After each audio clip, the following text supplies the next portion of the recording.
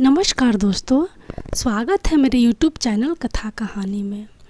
आज मैं आप लोगों के साथ सावन माह के पुत्रदा एकादशी का व्रत कथा सुनाने जा रही हूँ।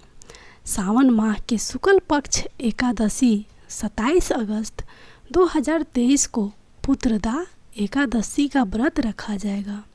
ये व्रत पाप नाशक माना जाता है। इसके प्रभाव से सुयोग संतान का सुख मिलता है। रक्षाबंधन से 4 दिन पहले सावन पुत्रदा एकादशी का व्रत रखने से वंश में वृद्धि होती है। संतान पर आने वाली संकटों का नाश होता है। इस व्रत में एकादशी का कथा जरूर श्रवण करें, तभी पूजा का पूर्ण फल मिलेगा। पूरे वर्ष में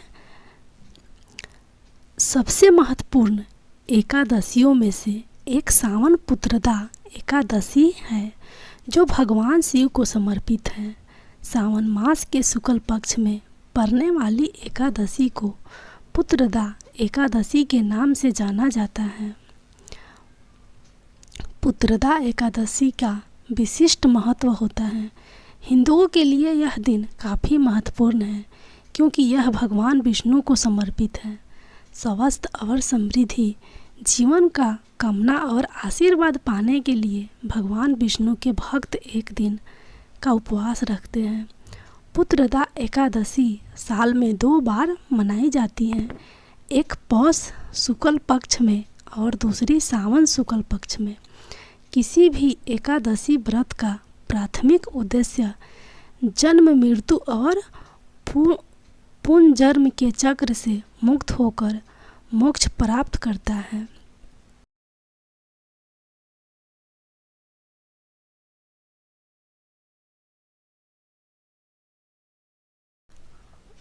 आज मैं आप लोग के साथ पुत्रदा एकादशी का व्रत कथा सुनाने जा रही हूँ। श्री युधिष्ठिर कहने लगे कि हे भगवान, मैंने सावन माह के कृष्ण पक्ष की कमिका एकादशी का सविस्तार वर्णन सुना। अब आप मुझे सावन शुक्ल एकादशी का क्या नाम है, व्रत करने की विधि तथा इसका महात्म्य कृपा करके कहिए। मधुसूदन कहने लगे कि इस एकादशी का नाम पुत्रदा एकादशी है। इस एकादशी को पवित्रा एकादशी भी कहा जाता है। पुत्रदा एकादशी व्रत करने वाले व्यक्ति को पूजा के बाद सावन पुत्रदा एकादशी व्रत का कथा जरूर सुननी चाहिए। ऐसा करने से व्रत पूर्ण होता है और मनोकामनाएं पूर्ण होती हैं। अब आप शांतिपूर्वक इसकी कथा सुनिए। इसके सुनने मात्र से ही वाजपेयी यज्ञ का फल मिलता है। पुत्रदा एकादशी व्रत कथा। द्वापर युग के आरंभ में महिष्मती नाम की एक नगरी थी, जिसमें महिजीत नाम का राजा राज्य करता था। लेकिन पुत्रहीन होने के कारण राजा को राज्य सुखदायक नहीं लगता था। उसका मानना था कि जिसके संतान न हो उसके लिए यह लोक और परलोक दोनों ही दुखदायक होते हैं। पुत्र सुख की प्राप्ति के लिए राजा ने अनेक उपाय किए, परंतु राजा को पुत्र की प्राप्ति नहीं हुई। वृद्धा अवस्था आती देखकर राजा ने प्रजा के प्रतिनिधियों को बुलाया और कहा, हे प्रजनों, मेरे खजाने में अन्याय से उपार्जन किया हुआ धन नहीं है। ना मैंने कभी देवताओं तथा ब्राह्मणों का धन छीना है। किसी दूसरे की धरोहर भी मैंने नहीं ली। प्रजा को पुत्र के समान पालता रहा मैं। अपराधियों को पुत्र तथा बांधवों की तरह दंड देता रहा। कभी किसी से घृणा नहीं की, सबको समान माना है। सज्जनों की सदा पूजा करता हूँ। इस प्रकार धर्म युक्त राज्य करते हुए भी मेरे पुत्र नहीं हैं। सो मैं अत्यंत दुख पा रहा हूँ। इसका क्या कारण है? राजा महिजीत की इस बात को विचारने के लिए मंत्री तथा प्रजा के प्रतिनिधि वन को गए। वहाँ बड़े बड़े ऋषि मुनियों के दर्शन के लिए, राजा की उत्तम कामना की पूर्ति के लिए किसी श्रेष्ठ तपस्वी मुनि को देखते फिरते रहे। एक आश्रम में उन्होंने एक अत्यंत वायुयुद्ध धर्म के ज्ञाता, बड़े तपस्वी, परमात्मा में मन लगाए हुए, निराहार, जितेंद्रिय, जीतात्मा, जीत क्रोध, सनातन धर्म के गूढ़ तत्वों को जानने वाले, समस्त शास्त्रों के ज्ञाता महात्मा लोमस मुनि को देखा, जिनका कल्प के व्यतीत होने पर एक रोम गिरता था।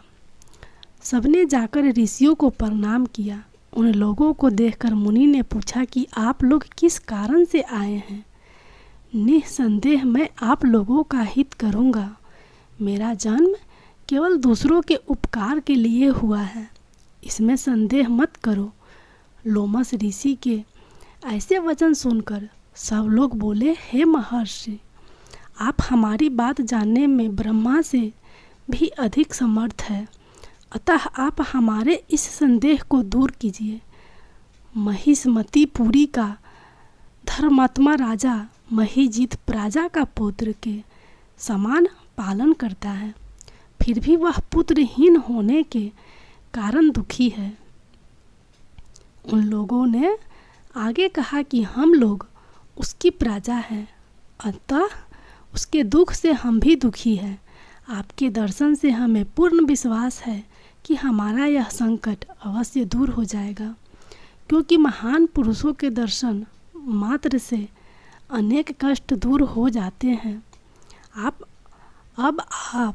कृपा करके राजा के पुत्र होने का उपाय बतलाएं। यह वार्ता सुनकर ऋषि ने थोड़ी देर के लिए नेत्र बंद किए और राजा के पूर्व जन्म का वृतांत जानकर कहने लगे कि यह राजा पूर्व जन्म के एक निर्धन वेश्या था। निर्धन होने के कारण इसने कई बुरे कर्म किए। यह एक गांव से दूसरे गांव व्यापार करने जाया करता था। एक समय ज्येष्ठ मास के शुक्ल पक्ष की द्वादशी के दिन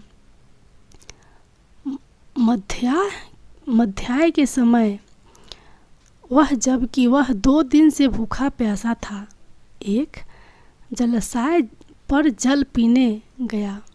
उसी स्थान पर एक तत्काल की ब्याही हुई प्यासी गौ जल पी रही थी। राजा ने उस प्यासी गाय को जल पीते हुए हटा दिया और स्वयं जल पीने लगा।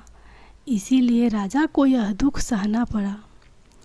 एकादशी के दिन भूखा रहने से वह राजा